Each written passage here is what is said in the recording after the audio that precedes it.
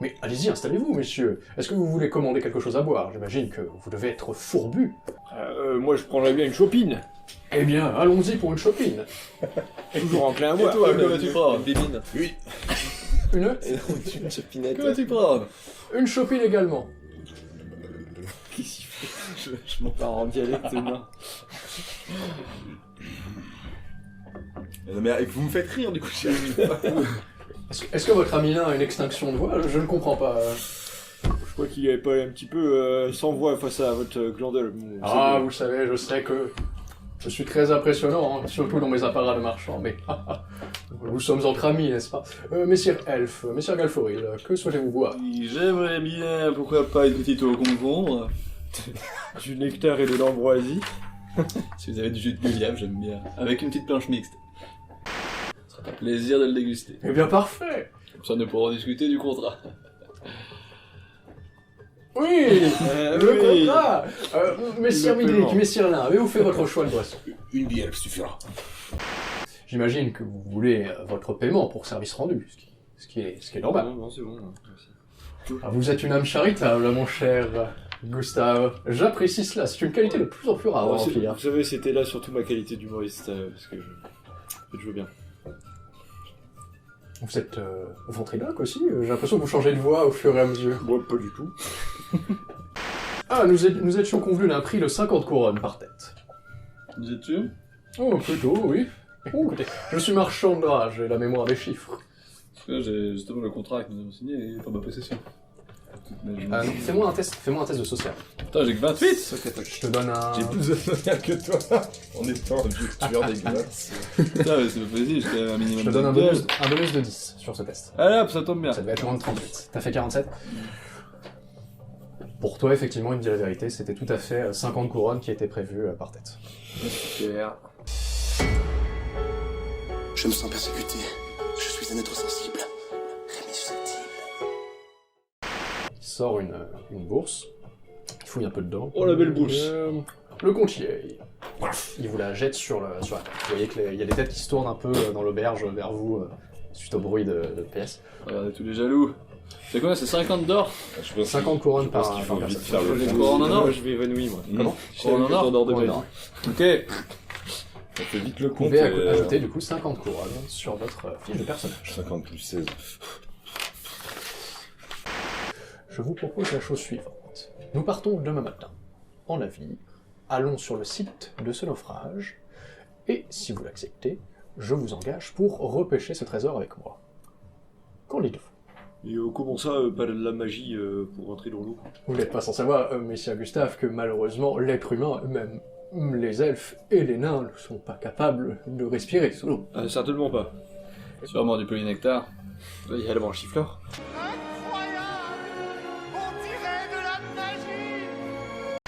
Il y a un problème. Je ne sais pas nager. Moi non plus, hein. Vous voyez Van Arpen qui croise les bras et qui vous regarde, qui crache au sol. C'est un point de détail, voyons Van Arpen. Je ne m'en fais pas pour ça. Si vous savez respirer sur l'eau, vous n'avez pas besoin de savoir nager, n'est-ce pas, Van Arpen? Gustave et Anders, seriez-vous d'accord pour participer à cette mission? 50% du trésor. On n'a pas de bière. J'ai cru mal entendre. Je partais plutôt sur 5% de ce qui serait repêché. Il n'empêche que 5% c'est bien maigre. Vous avez été bien plus généreux sur notre dernière quête qui était pourtant moins dangereuse que celle-ci. Là, il s'agit quand même d'aller en profondeur. Ça va se passer sous l'eau. Avec deux Il personnes. faudra apporter Michel, qui fait 70 kilos. Vous irez jusqu'à Un une base. problème. Non mais, rendez-vous compte. Mes deux camarades ne savent pas nager, ils prennent des risques énormes. En ce qui me concerne, je maîtrise notamment toutes sortes de nages, notamment le dos crawlé. Et Waouh. ce n'est pas forcément un problème. Il n'empêche qu'il y a des créatures marines, de terribles sirènes, cachalots, des requins préhistoriques. Avez-vous entendu parler de mégalodons? Oh, c'est pas vrai. C'est un mégalodon. Je suis d'accord avec l'elfe. Il est possible qu'il y ait quelques faunes locales qui puissent nous poser problème en profondeur. Genre quoi? Les grosses poscailles? 10 poissons? Tu vois un appel qui décroise les bras et qui te regarde, qui prend ta chope de bière et qui boit dedans. Salaud. Vous êtes rapide, mon petit Jolo. Ce sera utile pour vous. Mais il y a plus que des gros poissons en profondeur. Ça, je peux te l'assurer. De l'assurer. 10%, vous vous rendez compte? Il y a intérêt à ce que le trésor soit énorme. Et s'il est énorme. Pouvez-vous nous faire ne serait-ce qu'envisager ce que pourrait représenter 10%? Je pense que nous partirions sur plusieurs milliers de pièces d'or.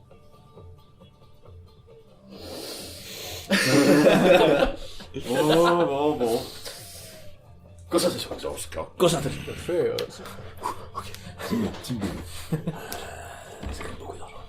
Ah bah ça suffit à acheter les tels, hein. je ne sais pas nager. Comment allons-nous faire? C'est pas grave. Si vous respirez sous l'eau, maître nain, il n'y aura aucun problème. De toute façon, le but c'est de couler, non? Le but est d'aller au fond pour récupérer le trésor. Comment allons-nous faire pour voir sous l'eau? Ça c'est un vrai problème. Vous n'êtes pas sans savoir la qualité de l'eau de Marienburg et du programme.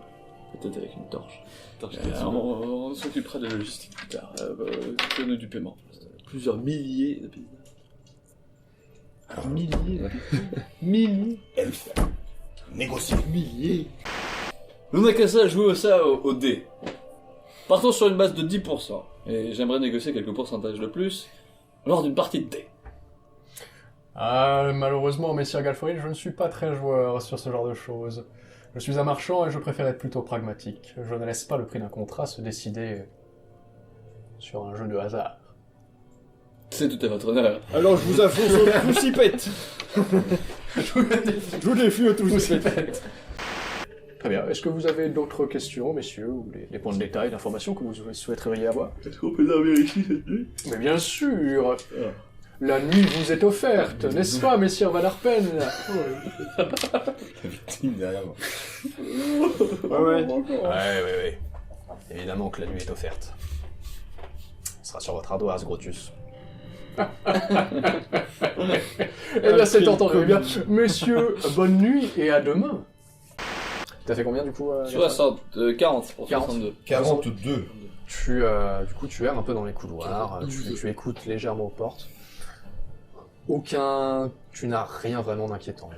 La plupart des bruits que tu as, ce sont des bruits de dormeurs, de gens qui ronflent. Tu entends quelqu'un qui semble avoir un sommeil un peu agité, mais rien vraiment qui ne... Ok, j'enfonce la porte. Tu entends dans une chambre une voix de soulard qui crie dans son sommeil. Vincent, t'es une connasse, n'a jamais aimé. Et c'est juste que là, rien d'anormal.